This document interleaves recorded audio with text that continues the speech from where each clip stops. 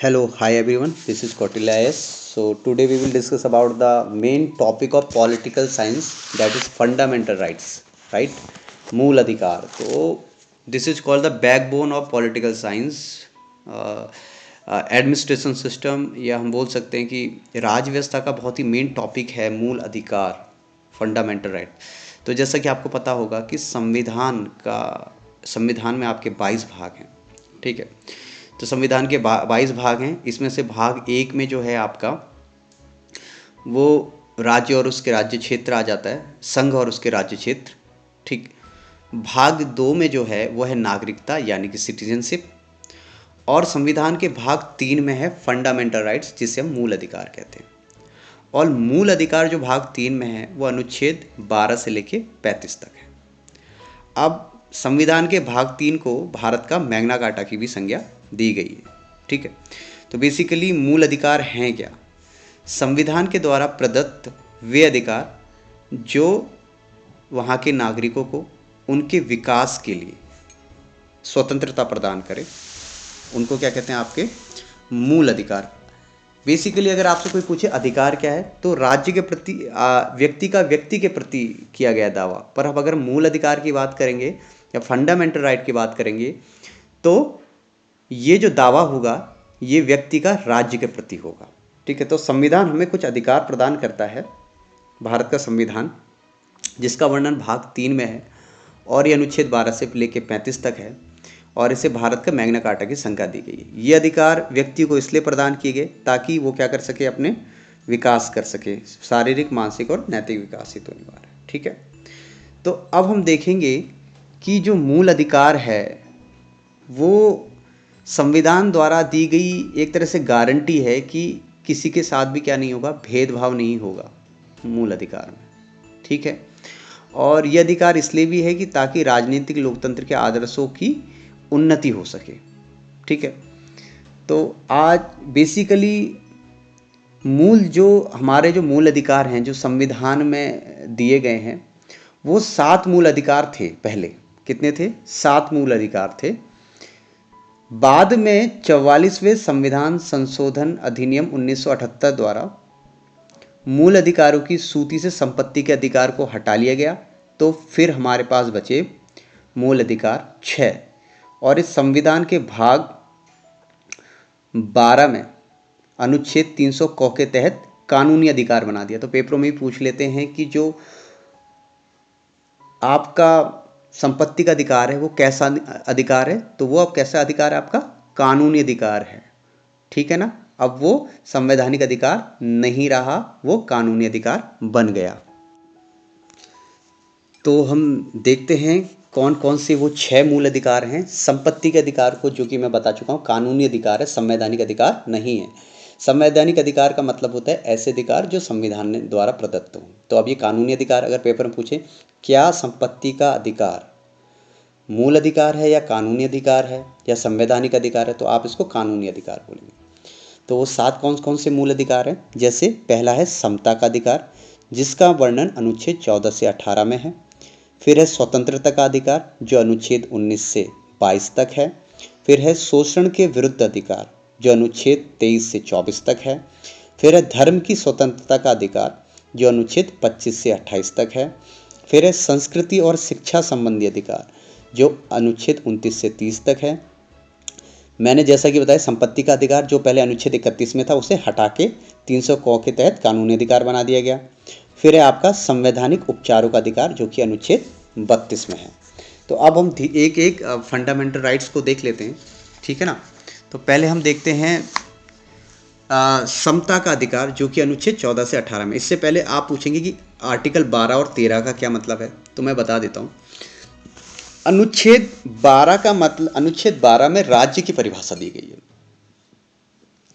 कि राज्य क्या है. तो राज्य क्या है? राज्य के अंतर्गत भारत सरकार, संसद, राज्य में प्रत्येक राज्य की सरकार और विधानमंडल, भारत के राज्य क्षेत्र के भीतर या भारत सरकार के नियंत्रण के अधीन सभी स्थानीय और अन्य प्राधिकारी आते हैं. ये बोलता है अनुच्छेद 12. तो अगर आपसे कोई पूछे अनुच्छेद 12 में क्या है, तो राज्य की परिभाषा. अब अगला आर्टिकल है अनुच्छेद 13. तो अनुच्छेद 13 क्या है? अब बहुत ही ये यूपीएससी में भी पूछ लिया जाता है, आर्टिकल 13 के बारे में कई बार आ चुका है। तो उसको बोलते हैं न्यायिक पुनर्विलोकन हिंदी में, और अंग्रेजी में जुडिशियल रिव्यू। अभी न्यायिक पुनर्विलोकन होता क्या है, जुडिशियल रिव्यू क्या आता है, इसके बारे में लिखने के लिए भी आता है, तो जरा ध्यान से समझिएगा इस बात को। अनुच्छेद 13 ये घोषित करता है कि अगर विधायिका द्वारा, किसके द्वारा, विधायिका द्वारा बनाया गया कोई भी कानून व्यक्ति के मूल अधिकारों के असंगत हो तो और न्यायिक समीक्षा योग्य हो तो उच्चतम न्यायालय, क्या, उच्चतम न्यायालय आर्टिकल 32 और हाई कोर्ट आर्टिकल 226 के द्वारा किसी विधि को मूल अधिकारों के उल्लंघन होने के आधार पर गैर संवैधानिक घोषित कर सकता है। मेरी बात समझ में आई? आर्टिकल 13 सिंपली अगर बताऊं तो आर्टिकल 13 ये बोलता है कि अगर कोई विधायिका या संसद ऐसा कानून बना दे जो किसी व्यक्ति के मौलिक अधिकारों का हनन करे तो उसे जो न्यायपालिका है शून्य घोषित कर सकती है, समाप्त कर सकती है। तो यह है आपका आर्टिकल 13 जिसे हम न्यायिक पुनर्विलोकन कहते हैं।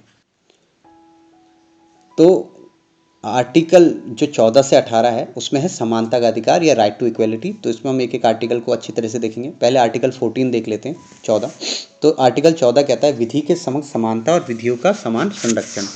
मतलब क्या है? कहने का मतलब यह है कि चाहे वो अमीर हो या गरीब हो, किसी भी जाति का हो, किसी भी धर्म का हो, पुरुष हो या स्त्री हो, सबको कानून के सामने सब क्या होंगे, समान होंगे।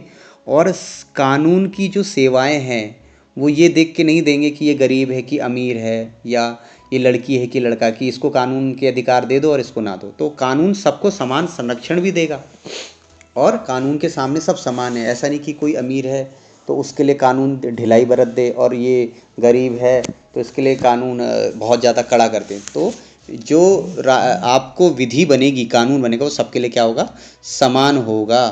तो और जो ब्रिटिश न्यायवादी हैं एवी डाइसी, तो उनका मानना है कि विधि के समक्ष समता का विचार विधि का शासन के सिद्धांत का मूल तत्व है। तो ये भी कभी कभी पूछ लेते कि विधि का शासन के सिद्धांत का मूल तत्व ये किसने कहा है? ये एवी डाइसी ने कहा है। ठीक है ना? तो हमने ये देखा जो आर्टिकल 14 में क्या है। ठीक है, इसके बाद हम देखते हैं आर्टिकल आपका 15 कि आर्टिकल 15 क्या कहता है। आर्टिकल 15 कहता है कि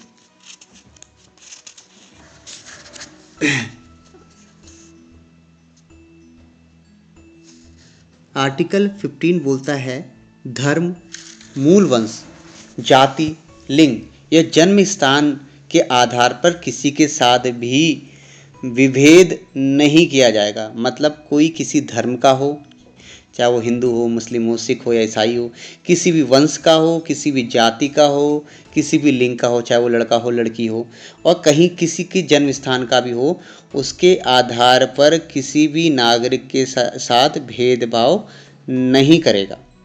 राज्य, समझ रहे ना, राज्य किसी के साथ भी क्या नहीं करेगा, भेदभाव नहीं करेगा। किस लिए भेदभाव नहीं करेगा? मतलब वो किसी भी सार्वजनिक स्थल जैसे कि दुकान, सार्वजनिक भोजनालय, होटल और सार्वजनिक मनोरंजनों के स्थान पे प्रवेश पा सकते हैं।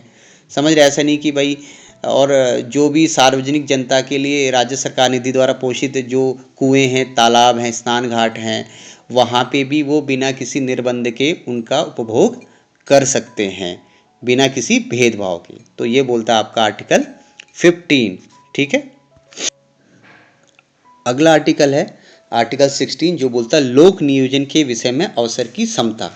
अब आर्टिकल 16 का मतलब क्या? लोक नियोजन में अवसर की समता। लोक नियोजन मतलब जितनी भी सरकारी नौकरियां हैं उसमें सभी को समान अवसर प्राप्त होंगे, उनमें सभी नागरिकों को समान अवसर प्राप्त होंगे। हाँ, कुछ प्रतिबंध जरूर हैं, कुछ अपवाद हैं। जैसे कि आर्टिकल 16 का 4 क्या बोलता है? आर्टिकल 16 का 4 बोलता है कि पिछड़े वर्ग को पर्याप्त प्रतिनिधित्व देने के लिए आरक्षण का उपबंध किया जा सकता है। तो पेपर में पूछ भी लेते हैं कि आर्टिकल 16 का 4 क्या बोलता है कि पिछड़े वर्ग के लिए आरक्षण। तो ये कुछ अपवाद भी हैं। ठीक है, अगला है 16 के बाद आर्टिकल 17 और आर्टिकल 17 बोलता है अस्पृश्यता का अंत, एबोलिशन ऑफ अनटचेबिलिटी, मतलब यह अनुच्छेद अस्पृश्यता का अंत, अस्पृश्यता मतलब छुआछूत, कि किसी के साथ भी भेदभाव या छुआछूत नहीं किया जाएगा। तो ये बहुत इंपॉर्टेंट आर्टिकल है, भी पेपरों में आपसे पूछ लेते हैं। और जो पहला अधिकार उसमें लास्ट आर्टिकल है 18 बोलता उपाधियों का अंत। उपाधियों का अंत मतलब, उपाधि मतलब क्या है? पहले जैसे कि लोग अपने नाम के आगे राजा महाराजा लगाते थे, अब नहीं लगा सकते हैं। इससे भी भेदभाव पैदा होगा ना, कि कोई महान अपने आप को महान दिखा रहा है और आपको छोटा बता रहा है। तो परंतु इसमें कुछ अपवाद हैं, जैसे सेना या विद्या संबंधी सम्मान के अलावा राज्य और कोई उपाधि प्रदान नहीं करेगा।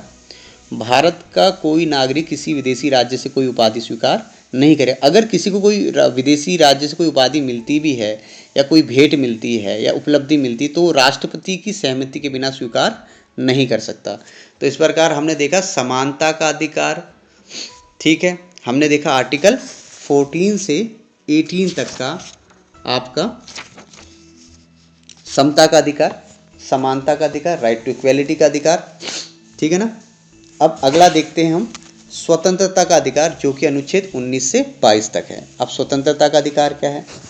जैसे आर्टिकल 19 क्या बोलता है? आर्टिकल बोलता है वाक एवं अभिव्यक्ति की स्वतंत्रता, राइट टू एक्सप्रेशन, मतलब आप बोलने के लिए स्वतंत्र हैं। इसमें भी आपके जो अधिकार हैं, अनुच्छेद 19 में जो अधिकार थे मूलतः 7 अधिकार थे, किंतु संपत्ति का अधिकार हटा दिया, इसलिए 19 में अब बचे हैं सब सेक्शन में 6 अधिकार।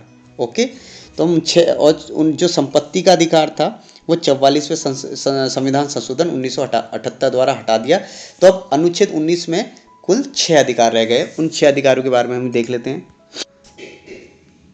तो फिर हम देखेंगे कि शोषण के विरुद्ध अधिकार, जो कि आर्टिकल 23 और 24 में है, ठीक है। तो शोषण मतलब एक्सप्लॉयटेशन हो रहा है किसी का, अगर शोषण होता है उसके विरुद्ध हमें संविधान ने कौन कौन से अधिकार दिए। तो आर्टिकल 23 में दिया है मानव दुर्व्यापार एवं बलात्श्रम का निषेध, मतलब जैसे ह्यूमन ट्रेडिंग होती है या देह व्यापार होता है, तो उसको रोकने के लिए भी संविधान ने आर्टिकल 23 में इसके विरुद्ध अधिकार दिया है, जिसमें पुरुष एवं महिला और बच्चों की वस्तु के सामान खरीद बिक्री नहीं कर सकते। महिला और बच्चों का अनैतिक जो दुर्व्यापार है, जिसमें वैश्यवृत्ति भी शामिल है, देवदासी, दास, तो इस तरह के कृत्यों पर दंडित करने के लिए संसद ने अनैतिक दुर्व्यापार अधिनियम 1956 बनाया। तो ये जो आर्टिकल 23 है, ये मानव के व्यापार पर क्या करता है? रोक करता है, ठीक है ना। और किसी से ज़बरदस्ती आप श्रम नहीं करवा सकते, बेगार नहीं करवा सकते कि आपने उससे ज़बरदस्ती काम कराया और मजदूरी भी नहीं दी। तो ये था मानव दुर्व्यवहार और श्रम का निषेध शोषण के विरुद्ध अधिकार में। आर्टिकल 24 बोलता है कारखानों आदि में बालकों के नियोजन का निषेध। मतलब क्या है कि 14 वर्ष से कम उम्र के बच्चों को आप किसी फैक्ट्री, खान में किसी भी काम में नियोजन में उसका प्रतिषेध करता है। मतलब बाल श्रम अधिनियम 1986 एक कानून बना था, और वो इसलिए बना था कि जो बच्चे हैं 14 वर्ष से कम आयु के, वो किसी खान और फैक्ट्री में काम ना करें, ठीक है ना। तो बालक अधिकार एक संरक्षण आयोग अधिनियम बना था 2005 में, जो बालकों के अधिकारों के संरक्षण के लिए राष्ट्रीय आयोग और राज्य आयोगों की स्थापना और बालकों के विरुद्ध अपराधों अथवा बालक अधिकारों के उल्लंघन पर शीघ्र विचारण के लिए अधिनियम किया गया। तो आर्टिकल 24 किसके लिए है? कि कारखानों में बालकों का नियोजन जो होता है या काम करवाते वो मना है। तो ये हमने देखा शोषण के विरुद्ध अधिकार। अब नेक्स्ट है धर्म की स्वतंत्रता का अधिकार, जो कि आपको धर्म की, जो संविधान ने धर्म की सुरक्षा के लिए भी कुछ आपको अधिकार दिए हुए हैं, तो उनकी हम बात कर लें। ये आते हैं आर्टिकल 25 से लेके 28 तक। तो पहला आर्टिकल 25। तो 25 क्या बोलता है कि आप किसी भी धर्म को अबाध रूप से मान सकते हैं, उसका आचरण कर सकते हैं और उसका प्रचार भी कर सकते हैं, ठीक है। अंतःकरण की स्वतंत्रता है, कोई भी व्यक्ति किसी भी भगवान को किसी भी रूप में अपने ढंग से मान सकता है, ठीक है, और उस धर्म का आचरण कर सकता है, उस धर्म का प्रचार कर सकता है, ठीक है। और तो ये आपको देता है आर्टिकल 25, ठीक है। इसके बाद बात करते हैं आर्टिकल 26 की, धार्मिक कार्यों के प्रबंध की स्वतंत्रता। कहने का मतलब क्या है कि प्रत्येक धार्मिक संप्रदाय, चाहे वो कोई भी रिलीजन हो, वो धार्मिक मूर्त प्रयोजन के लिए संस्थाओं की स्थापना और पोषण करते हैं। मतलब किसी भी अपने धार्मिक कार्यों के लिए कोई किसी धार्मिक संस्था का क्या कर सकता है, किसी धार्मिक संस्था को बना सकता है, ठीक है। अपने धर्म से जो रिलेवेंट विषय हैं उनको मैनेज कर सकता है, और जो उसकी संपत्ति है धर्म मतलब मंदिर या उनकी, उसका स्वामित्व का भी उनको एकाधिकार है, ठीक है। तो इस तरह से हम जो धार्मिक कार्य, मंदिर बनाना, ये जो निर्माण सारी चीज़ है, वो जो प्रबंधन आता है धार्मिक कार्यों का, वो आता है आर्टिकल आपका 26 में। अब बात करते हैं आर्टिकल 27 की। इसमें कहता है कि धर्म की अभिवृद्धि के लिए करों के संदाय से स्वतंत्रता। मतलब कहने का मतलब ये है कि किसी व्यक्ति को किसी विशिष्ट धर्म या धार्मिक संप्रदाय की अभिवृद्धि के लिए, मतलब उसके विकास के लिए, ठीक है, और उस धर्म को विकसित करने के लिए उसमें जो खर्चा आ रहा है, तो उसके लिए टैक्स देने के लिए या कर देने के लिए बाध्य नहीं किया जाएगा। मतलब दूसरे शब्दों में ये कह सकते कि राज्य कर के रूप में किसी भी विशिष्ट धार्मिक धर्म के लिए टैक्स नहीं ले सकता है। तो आप बाध्य नहीं है किसी विशेष धर्म को टैक्स देने या ना देने के लिए कि भाई मंदिर बनाना है तो आपको टैक्स देना पड़ेगा, ऐसा कोई स्टेट गवर्नमेंट करे, ऐसा कुछ नहीं है। आपकी इच्छा है, आप देना चाहे तो दे, ना देना चाहे तो ना दें। तो ये आर्टिकल 27 बोलता है। आर्टिकल 28 क्या बोलता है? आर्टिकल 28 बोलता है कि धार्मिक शिक्षा में उपस्थित होने से स्वतंत्रता। हालांकि जैसे कि आप किसी कॉलेज में पढ़ रहे हैं तो आपसे ये ज़बरदस्ती नहीं किया जा सकता कि आप दूसरे रिलीजन की चीज़ को फॉलो करें, जब तक कि आपके पेरेंट्स उसको अनुमति ना दे दें, ठीक है ना। तो ये बोलता है धार्मिक शिक्षा में उपस्थित होने से स्वतंत्रता, आर्टिकल 28, ठीक है। तो वहाँ की संस्था आपको ज़बरदस्ती नहीं कह सकती कि आप ये जो आपका जिसका भी प्रैक्टिस है, जो भी प्रैक्टिस उसमें। अगला आर्टिकल देखते हैं, आर्टिकल 29 और 30। ये है आपका संस्कृति और शिक्षा संबंधी अधिकार, जिसमें आर्टिकल 29 बोलता है माइनॉरिटीज़ के हितों का संरक्षण, जो अल्पसंख्यक हैं उनके हितों का संरक्षण। मतलब कहने का आर्टिकल 29 ये बोलता है कि भारत के किसी भी भाग में रहने वाले जो नागरिक हैं, किसी भी अनुभाग को जिसकी अपनी बोली, भाषा, लिपि, संस्कृत है, उसको सुरक्षित रखने का अधिकार है, ठीक है। तो जो भी अल्पसंख्यक कम्युनिटी है, तो वो लोग क्या कर सकते हैं, अपनी बोली है, भाषा है, या उनकी जो लिपि है, वो जो संस्कृति है, उसे सुरक्षित रख सकते हैं, ठीक है ना। तो ये आर्टिकल 29 बोलता है आपको अल्पसंख्यकों के हितों का संरक्षण। पेपर में बहुत इंपॉर्टेंट है, पूछ भी लेते हैं। अब बात करते हैं आर्टिकल 30 की। आर्टिकल 30 क्या बोलता है? शिक्षा संस्थानों की स्थापना और प्रशासन करने का अल्पसंख्यक वर्गों का अधिकार। कहने का मतलब क्या है कि जो भी अल्पसंख्यक वर्ग है वो अपनी रुचि की शिक्षा संस्थाओं की स्थापना कर सकता है और उसका प्रशासन भी कर सकता है। जैसे मदरसे हैं, है ना, या मठ हैं, जो भी है, तो कोई भी जैसे मोस्टली मदरसे हैं या जो भी अल्पसंख्यक वर्ग है, वो अपने शिक्षा संस्थानों की स्थापना कर सकता है और उसका एडमिनिस्ट्रेशन भी कर सकता है। ये कौन बोलता है? आर्टिकल 30, ठीक है। 31 तो जैसा कि आपको बता चुका हूँ नहीं है, ठीक है।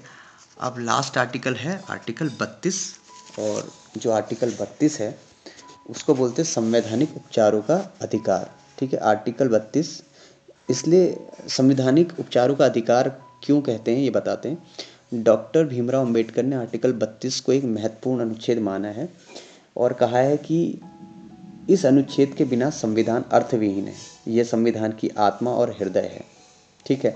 और उच्चतम न्यायालय ने यह व्यवस्था दी कि अनुच्छेद 32 में संविधान की मूल विशेषता है, इस तरह से संविधान संशोधन के तहत बदला नहीं जा सकता। तो आर्टिकल 32 बेसिकली है क्या? आर्टिकल 32 के द्वारा आप जो आपके फंडामेंटल राइट्स हैं उसका सुप्रीम कोर्ट क्या करता है? रक्षा करता है। अगर आपके कोई फंडामेंटल राइट क्या हो रहा है कि उसका विरोध हो, वायलेशन हो रहा है, तो सुप्रीम कोर्ट आर्टिकल 32 के द्वारा उस वायलेशन को रोक सकता है। इसलिए ही से संवैधानिक उपचारों का अधिकार और संविधान की आत्मा कहा है आर्टिकल 32 को, ठीक है ना। ऐसी हाई कोर्ट अगर रिट जारी करना चाहता है तो आर्टिकल 226 से कर सकता है। और संवैधानिक उपचारों का अधिकारी यही है कि आपके मौलिक अधिकार, अगर कहीं भी आपके मौलिक अधिकारों का हनन हो रहा है तो आप आर्टिकल 32 या 226 के द्वारा उस कानून में क्या सकते हैं? परिवर्तन ला सकते हैं। उस संविधान का क्या कर सकते हो? उपचार कर सकते हैं और आपके मौलिक अधिकारों की इससे क्या हो सकती है? रक्षा हो सकती है। यह है आपका आर्टिकल 32। अब जैसे कि मैंने आर्टिकल बताया, आर्टिकल 32 के बारे में, किसे संविधान की आत्मा भी कहते हैं। क्यों कहते हैं? क्योंकि उच्चतम न्यायालय यानी कि सुप्रीम कोर्ट आर्टिकल 32 के तहत और हाई कोर्ट आर्टिकल 226 के तहत रिट जारी कर सकता है। अब रिट कितने प्रकार की होती है? पेपरों में कई बार, बहुत ही इंपॉर्टेंट टॉपिक है, हर स्टेट, सेंट्रल या यूपीएससी के पेपरों में पॉलिटी से ये क्वेश्चन पूछ लेते हैं। रिट बहुत इंपॉर्टेंट है, इसको ज़रा ध्यान से समझें। रिट होती बेसिकली 5 तरह की। एक को बोलते हैं बंदी प्रत्यक्षीकरण, दूसरा परमादेश, तीसरा प्रतिषेध, चौथा उत्प्रेषण और पांचवा अधिकार परीक्षा। समझ में आई बात? अब बेसिकली रिट है क्या? अगर हम रिट बोले तो एक तरीके से विशेषाधिकार, न्याय का झरना। अगर आपके मौलिक अधिकारों का हनन हो रहा है तो सुप्रीम कोर्ट आर्टिकल 32 के द्वारा और हाई कोर्ट आर्टिकल 226 के द्वारा रिटें जारी कर सकता है। अब बंदी प्रत्यक्षीकरण क्या है? पहले इस रिट को देख लेते हैं। देखो, बंदी प्रत्यक्षीकरण का मतलब क्या है? इसका मतलब है कि हैबियस कार्पस, ठीक है, इसका लैटिन वर्ड में बोल सकते हैं इसको हैबियस कार्पस। मतलब क्या है हैबियस कार्पस का? कि सशरीर उपस्थित करना। मान लो किसी व्यक्ति को, ठीक है, जेल में हिरासत में लिया गया है, ठीक है, तो उसे न्यायालय के सामने प्रस्तुत करना, इसको ही बंदी प्रत्यक्षीकरण या हैबियस कार्पस कहते हैं, ठीक है। और फिर न्यायालय क्या करेगा? उसकी जांच करेगा, और यदि हिरासत में लिए गए व्यक्ति का मामला अवैध है तो उसे स्वतंत्र किया जा सकता है। इसका मतलब बहुत ही ज़्यादा इंपॉर्टेंट है बंदी प्रत्यक्षीकरण या हैबियस कार्पस। क्यों?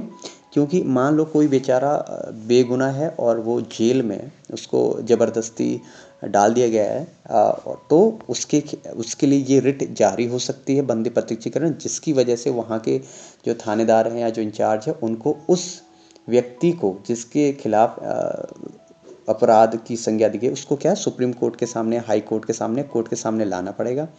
और उसके बाद अगर वो मामला अवैध होता है तो उस व्यक्ति को क्या किया जाएगा? स्वतंत्र किया जाएगा। तो ये एक तरह से हम देख सकते हैं कि ये रिट क्या है? मानव अधिकार, या मतलब हम बोल सकते हैं आपके मौलिक अधिकारों की रक्षा के लिए है।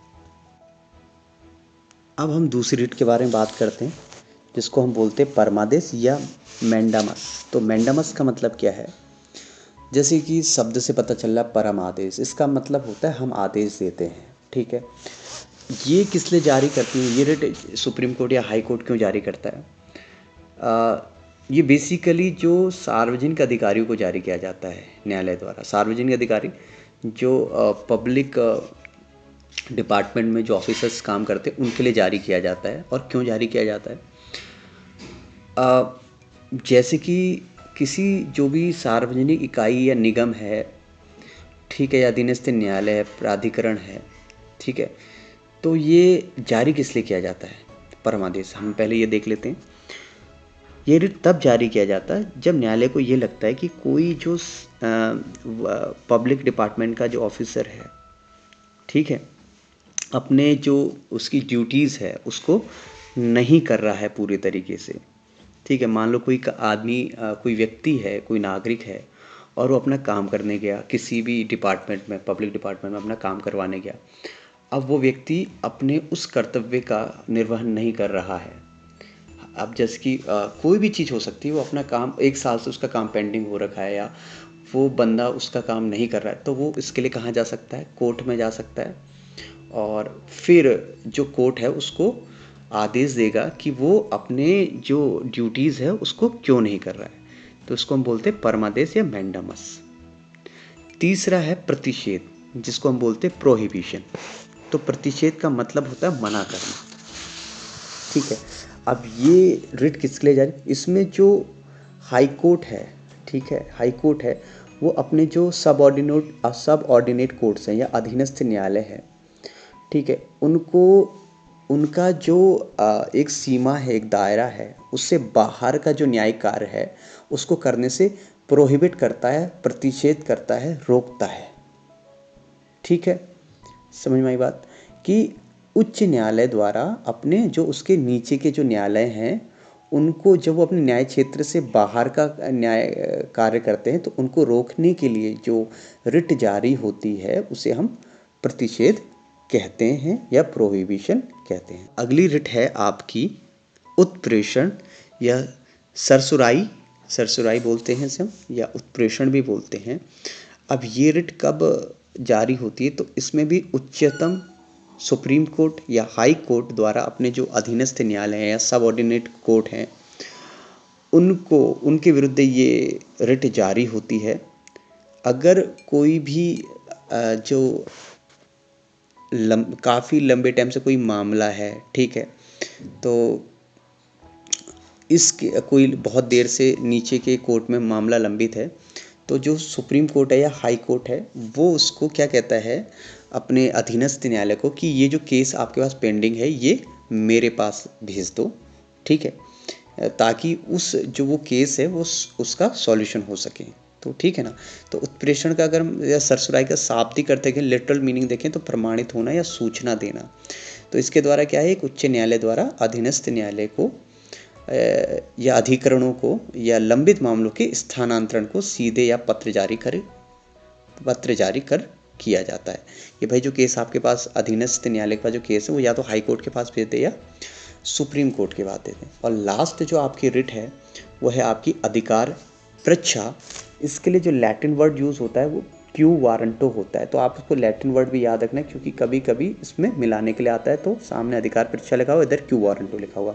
तो क्यू वारंटो जैसे अधिकार परीक्षा का जो लिटरल मीनिंग आपको समझ में आ रहा होगा, अधिकार पूछना, ठीक है।